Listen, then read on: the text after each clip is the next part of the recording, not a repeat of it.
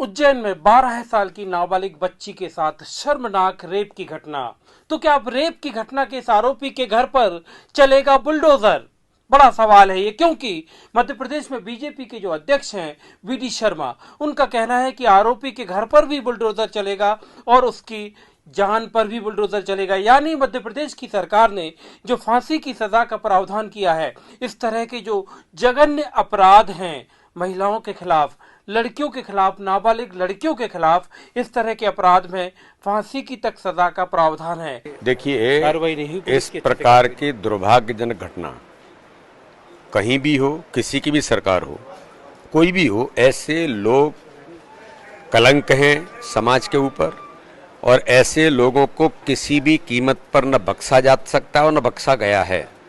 उज्जैन की घटना पर भी तत्काल प्रशासन ने, पुलिस ने कड़ी कार्रवाई की है, उसको ट्रेस करके उठाया है। इनको फांसी के फंदे तक पहुंचेंगे, ऐसे लोग नहीं बच सकते, कोई भी हो। बुलडोजर चलेगा, बुलडोजर भी चलेगा, जिनकी जिंदगी पर बुलडोजर चलेगा। ऐसे लोग नहीं बच सकते। कानून बनाने का काम मध्य प्रदेश की सरकार ने ही किया है।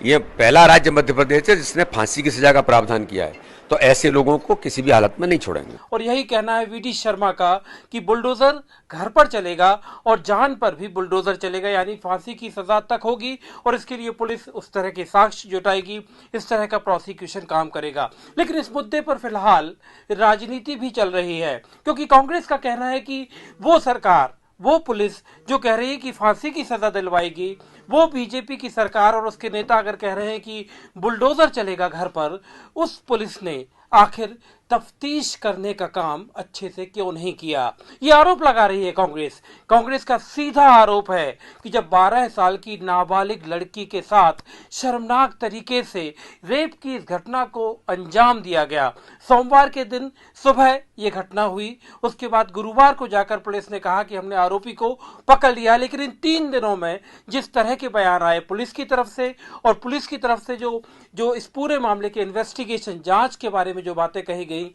उनको लेकर कांग्रेस की तरफ से सवाल किए गए हैं।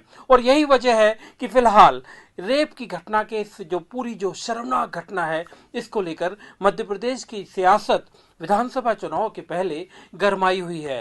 इससे भी बड़ा सवाल तो अब यह है कि 12 साल की एक नाबालिग मासूम बच्ची, जिसके बारे में बताया जा रहा है कि वो मानसिक रूप से कमजोर थी, उसके पिता मानसिक रूप से कमजोर थे, मध्य प्रदेश के किसी दूसरे शहर की रहने वाली थी, और जब वो उज्जैन शहर में आई, सुबह के वक्त उसके साथ बलात्कार की ये शर्मनाक घटना हुई और इस पर इस तरह की जो राजनीति चल रही है। बड़ा सवाल अब ये है कि आखिर समाज को क्या हो गया है? जब ये घटना हुई, इस घटना पर समाज क्या कर रहा है? क्योंकि जो सीसीटीवी फुटेज आई थी वो इस समाज पर भी बड़े सवालिया निशान खड़े कर रही है। एक और सवाल है, क्योंकि इस घटना में 2 आरोपी हैं। एक आरोपी है 376 और पॉक्सो एक्ट का, यानी prevention of children from sexual offences. तो एक तो हो गया पॉक्सो एक्ट में और साथ ही साथ 376 के केस में आरोपी, लेकिन दूसरा आरोपी है साक्ष्य छिपाने के लिए। एक ऑटो ड्राइवर जो रेप का आरोपी है, एक ऑटो ड्राइवर जिसने साक्ष्य को छिपाने की कोशिश की। क्या समाज में इस घटना में अगर कोई व्यक्ति जिसके सामने इस तरह की घटना होती है, क्या ऐसी घटना के साक्ष्य छिपाने के काम में भी कोई मदद कर सकता है? ये हमारा ही समाज है और ये एक बड़े सवाल खड़े कर रहा है कि आखिर दूसरे आरोपी को जब इस बात की जब उसे पता चला कि इस तरह की घटना हुई है, तो उसने साक्ष्य को छिपाने की कोशिश क्यों की? और ये बड़ा सवाल जिसका जवाब हमारे समाज को देना है। फिलहाल मुद्दे पर राजनीति है, ये बड़े बड़े सवाल हैं जिनके जवाब समाज को देने हैं। और साथ ही साथ अब पुलिस के सामने एक बड़ी चुनौती है कि कैसे इस ऑटो ड्राइवर को, जिसने इस शर्मनाक घटना को अंजाम दिया, कैसे जल्दी से जल्दी उसको सजा दिलाई जाए।